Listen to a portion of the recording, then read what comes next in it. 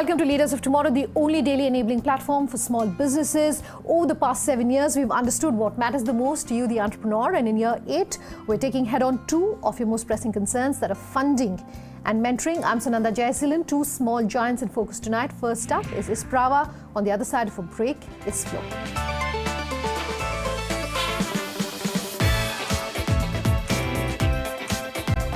Our first small giant tonight is with Isprava. Mansi Choksi sat down with the company to understand how they're changing the way things are being done when it comes to the luxury home segment, what their plans are for expansion, and why they're so excited by the opportunities that this segment presents in the domestic market. Take a listen.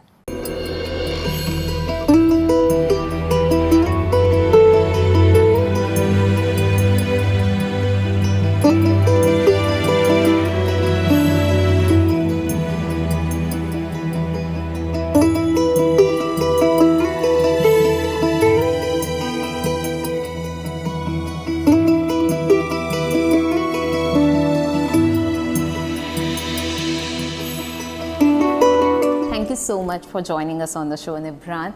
And today we are sitting at one of your very beautiful villas here in Goa. And I want to know how all of this started. So tell me something about the inspiration behind Isprava and how the journey has been so far. So first of all, thank you for having me here. I used to be an investment banker. I worked in London, I worked in New York. I came back to India, started a business called Themis, which was fairly successful.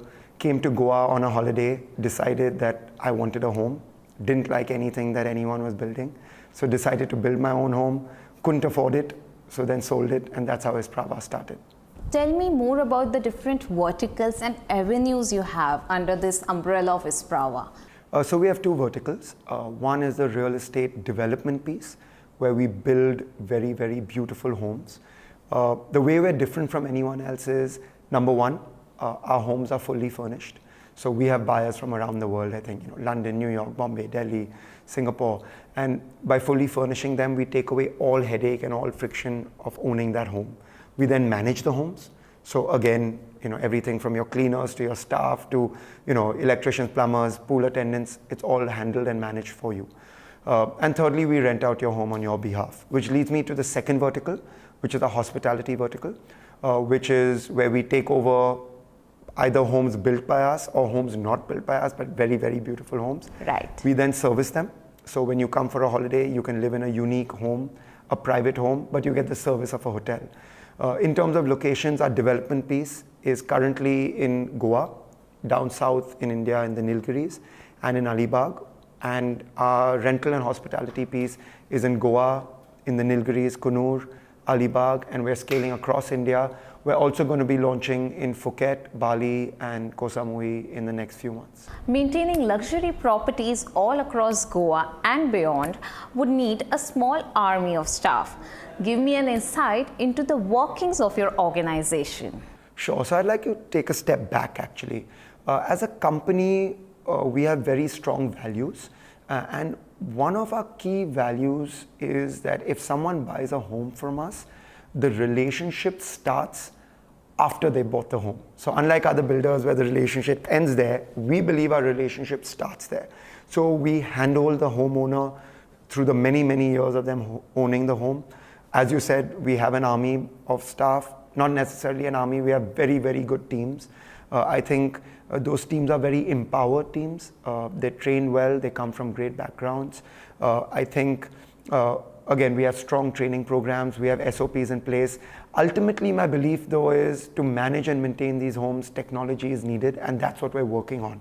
We're not there yet, but over time, be it housekeeping, be it maintenance, be it guest relationship management, be it concierge services, be it homeowner apps, I think it's all going to lead to technology. It's going to lead to smart homes. It's going to lead to voice in technology. I think ultimately, Google Home or Alexa will be told what the homeowner or the renter wants. And ultimately, that's my belief in terms of how that homeowner relationship with the house is going to evolve over time. So let's talk about this integration of technology in real estate and hospitality industry. What is the future looking like in this aspect?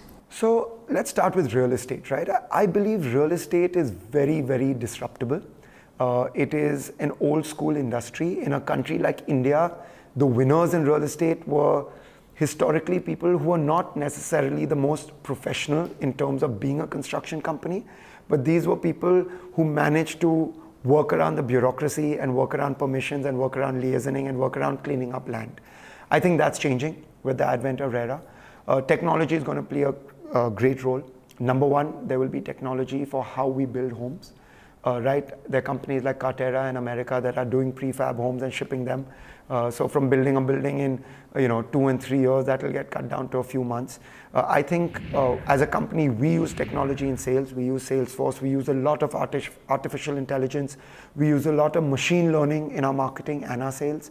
I think there's an opportunity for technology in the post-sale service, right? As I said, in marketing, in housekeeping, preventative maintenance, right? Ultimately, we should be using machine learning for preventative maintenance.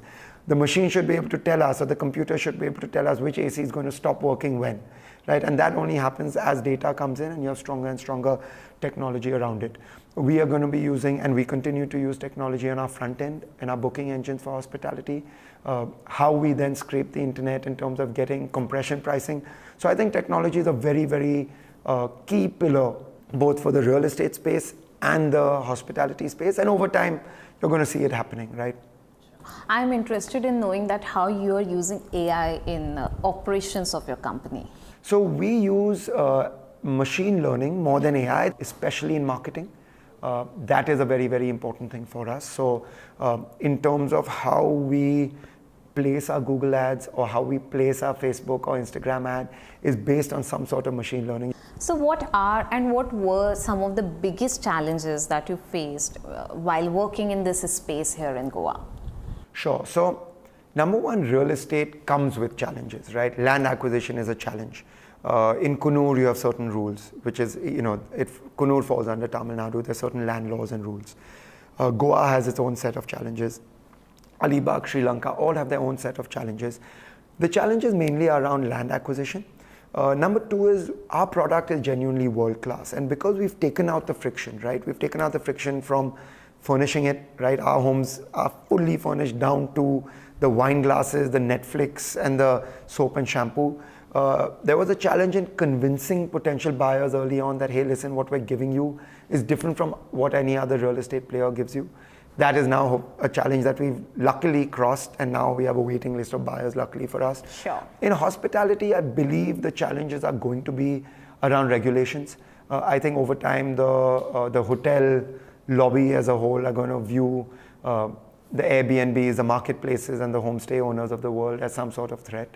And I also think there will be challenges around on the demand side in terms of having people understand that living in a home is better than living in a hotel, right? Because I truly believe that.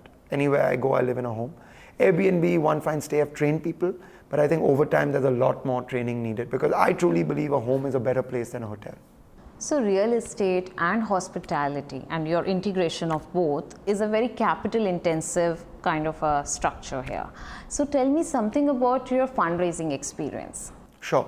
So real estate is capital intensive. We obviously use various structures to make it more asset light, which I won't bore you with today.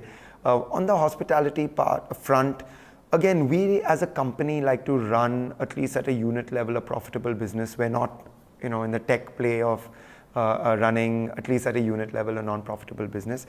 But funding is always required, especially for expansion. We did a round last year. We're in the process of closing a round this year. We've been backed by some of India's largest families, the Godrej family office, the Anand Piramal family, the Dabur family, which is, the Burmans. And we have a few professional investors globally that are part of our investors. We're currently closing a round, which is confidential, which I can't obviously share with you. But again, we're going to be bringing in some really world-class investors, both for the hospitality piece and the development piece. So what exactly is the brand identity of Isprava? Two things. Number one, I believe Isprava is a true luxury brand. I'm not talking about the way luxury is used loosely. We're a true luxury brand. We own the home owner experience, if you're talking about the development piece, from the time they talk to us on day one when they're thinking of buying a home, to when they buy a home, to after them buying a home, to when their friends and family use the home, whether they use it or not. And I think that is true luxury. Secondly, I like to believe that within luxury, we will redefine how holidays are spent, right? Either as a homeowner or as a renter, be it in India or be it abroad, be it if you're a family or not. And we truly believe that we will be one of, if we aren't already are, one of India's leading luxury brands with a narrow focus on the holiday home space at large. So what is the future looking like? The future for us is exciting. On the development piece, we're starting Alibag. We've just started Alibag now. We're going to be starting Sri Lanka very, very soon. On the hospitality piece, as I said, we are in the process of entering Asia. We will be in Phuket, Bali, Koh Samui very, very soon. We're looking at Japan, we're looking at Sri Lanka and Maldives very closely. I think by the end of the year, we'll be there. Within India, we're looking at scaling up. I believe we're trailblazers in both the fields, at least in both our verticals. And we're doing things differently, and it gives an opportunity to raise the level for us and our competitors as well, or at least people that consider themselves our competitors. Thank you so much for joining us on the show. Thank you very much. Appreciate it.